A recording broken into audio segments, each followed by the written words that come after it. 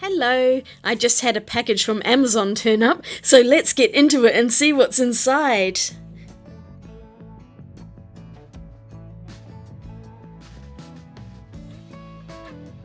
Always the box is gigantic, isn't it? It's like they don't have small ones. But here we go, here's the prize.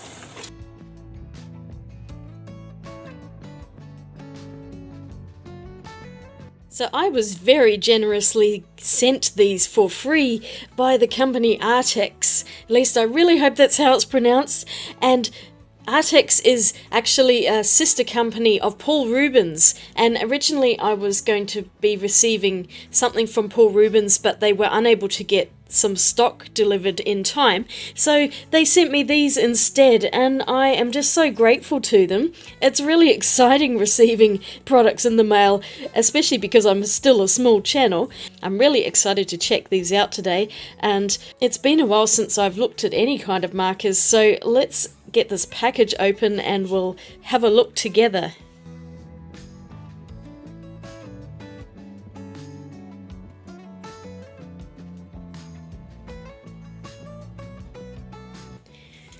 That's much better, now I'm not reflecting everywhere. So we have alcohol markers, 24 unique colours, alcohol-based ink, dual tips.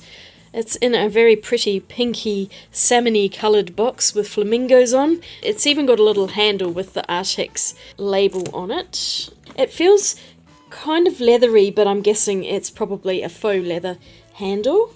Then we get into the box itself. Oh wow, okay, this is the red set. So according to their website, they have a few different box sets of these in 24 colours. There's the gorgeous colours, which are pinky purple colours. There's natural colours, which seem to be mostly greens. There's the marine colours, which are blues, and this set is passionate colours, ooh, which are reds and pinks. And red is my favourite colour, so I'm really excited to get this set. I'm so happy to have a nice set that has all shades within one sort of colour grouping, because quite often you get a marker set that has, all of the different colours, but it's not so easy to create gradients when you have really opposing colours, so I'm really interested to try these. They also have skin tones, grey ones, and then much larger sets like a set of 80 markers, which I'm presuming is majority of those. So they've got some really cool things. And when I was scrolling on their website, they've got a little idea that if you want to reuse the marker box, they've turned it into a mini cactus garden. I think that's such a cute idea and a great way to recycle the box, because the box itself is really sturdy and I really like it. I think it's lovely. I like the design on it. But let's get and have a look at the markers themselves. So these are chisel tip on one side and bullet on the other, and I like that it's got a little picture of both on there. There aren't any noticeable lines between the two sides. The lids look the same. That's a chisel tip, a fairly standard chisel tip, and the bullet nib on the end. I think they also have some brush markers as well. I mean, usually I do tend to go towards the brush markers, but I don't mind using bullet markers either. I quite like the design of them. They're nice and sleek, they feel really good, and they are kind of a triangular shaped barrel, so when you put it down it doesn't roll too easily. Just a couple of marker tips to make sure that you get the most use out of them. They really do need to be stored horizontally, so they need to be lying flat on their sides like this and not standing up like this. So even though this box looks like it wants to stand up here, which would be the logical thing, they are all upright here, and it's just not good for the markers because the ink will run down to one end. These are dual tips, so you'd probably end up with one saturated end and then the other one will dry out really quickly. So if you keep them laying flat like that, the ink will stay nice and even throughout the barrel, and then both ends of the marker will stay juicy, and this will prolong their life for a very long time. I've had markers for years that are still going strong because I keep them kept on their side like that. So you can stack the boxes up that way anyway. It's just this little handle's kind of in the way, but you can just put another box on top of it. So I would highly recommend doing that and not keeping them upright. And also the other thing is, do take a little bit of care when you take the lids off. If you yank it really hard, you can actually spray the ink out because it causes a bit of a vacuum and it will just kind of suck the ink. So rather than sort of going rah and pulling it off really hard, kind of twist it as you pull it, and this will just break that vacuum a little bit. So I've pulled them all out and put them into numerical order, and inside the box you can see there is this little cardboard divider, which I really like because it keeps the pens, if you've just got one or two that you've got in the box, they actually sit upright and don't fall over, you know, when you haven't got enough pens in there and there's too much space and they'll just tip over like that. So super annoying. So I really like that divider. I think that's really handy and a nice touch. There was also some paperwork in there, a little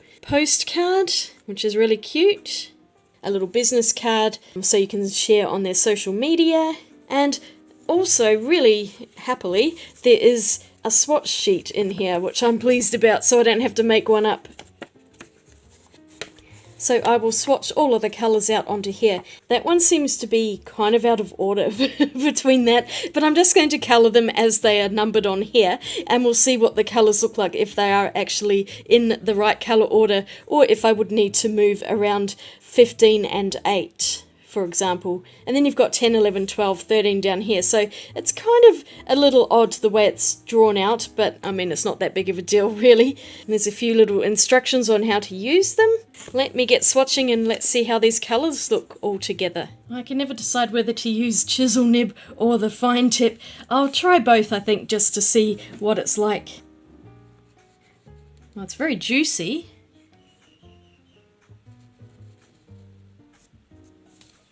But I always find I get lines like that. I'm not very good at colouring with chisel tips, so I might go to the fine tip on the next one.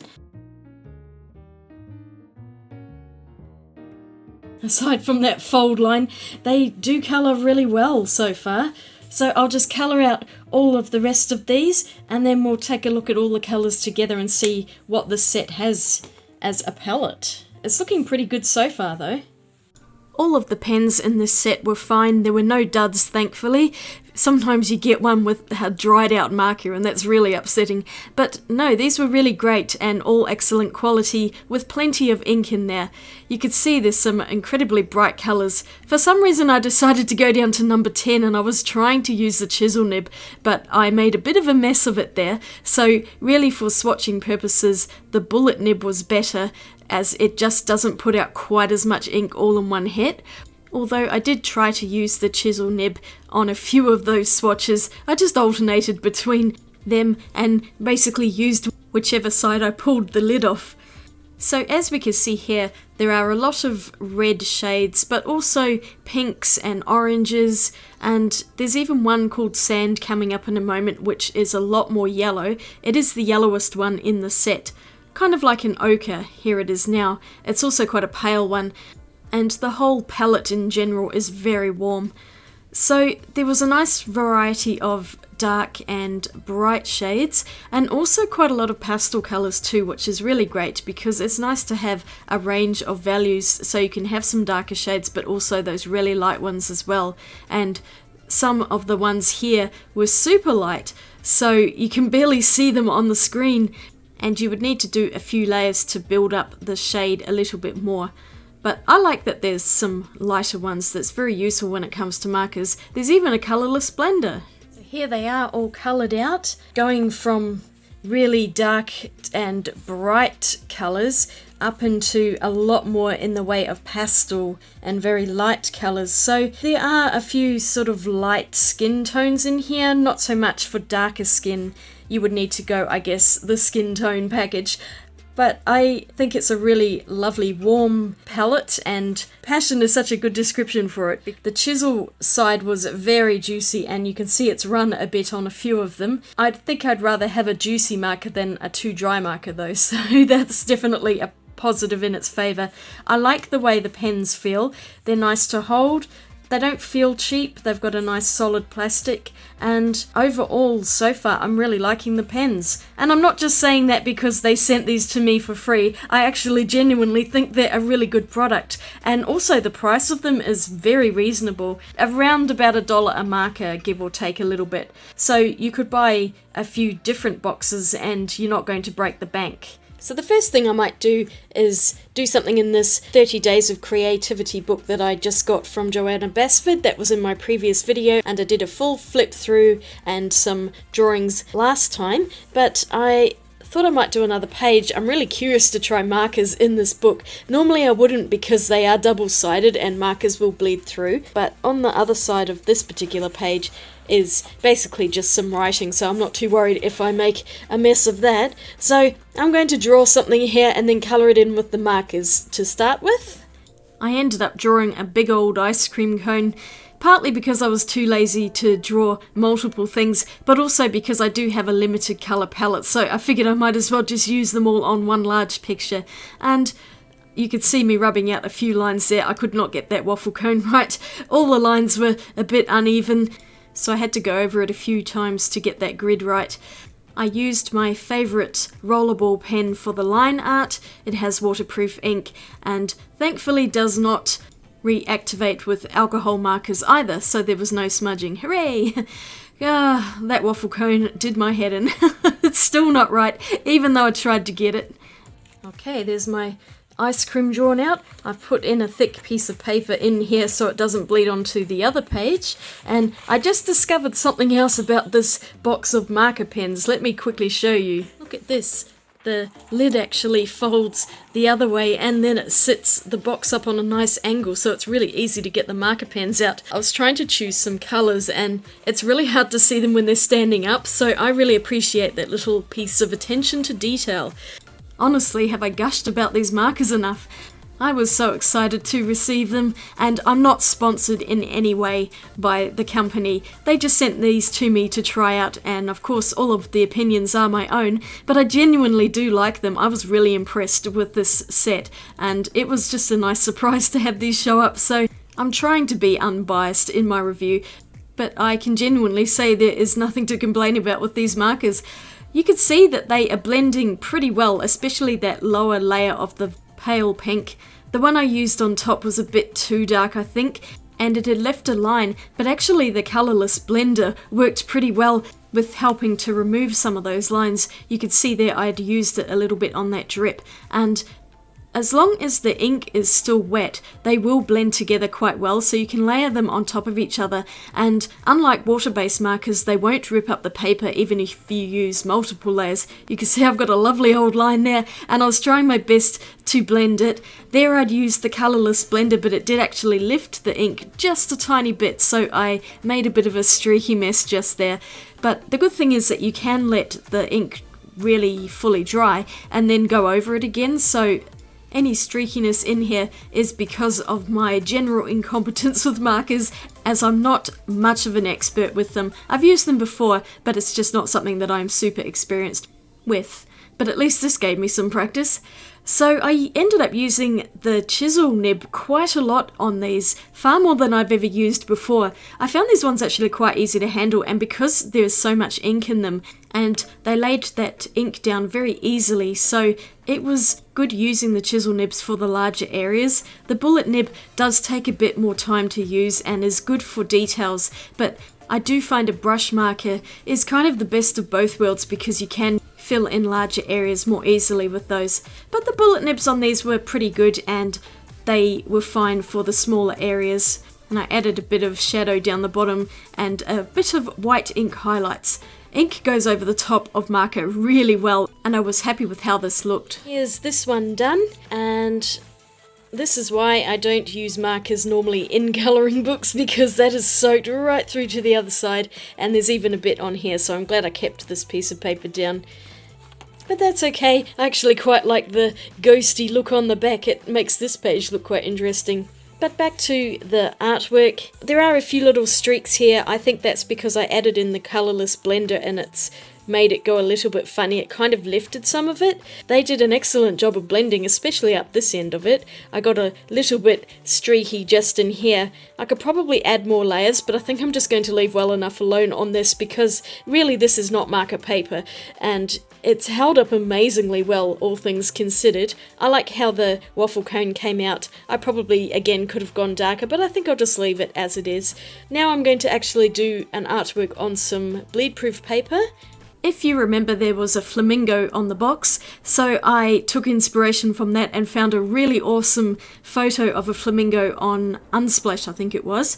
So I drew a light outline with pencil on some actual marker paper. This is the bleed-proof paper. Then I went in with one of the lighter colours of marker so that I can build the layers up rather than starting with dark and going to light. I usually find with marker pens it's better to put a light layer down to begin with and then start adding in those darker colours to build up the shadows and values. As I said before, I'm not very experienced with marker pens, so I haven't done a lot of artwork with them.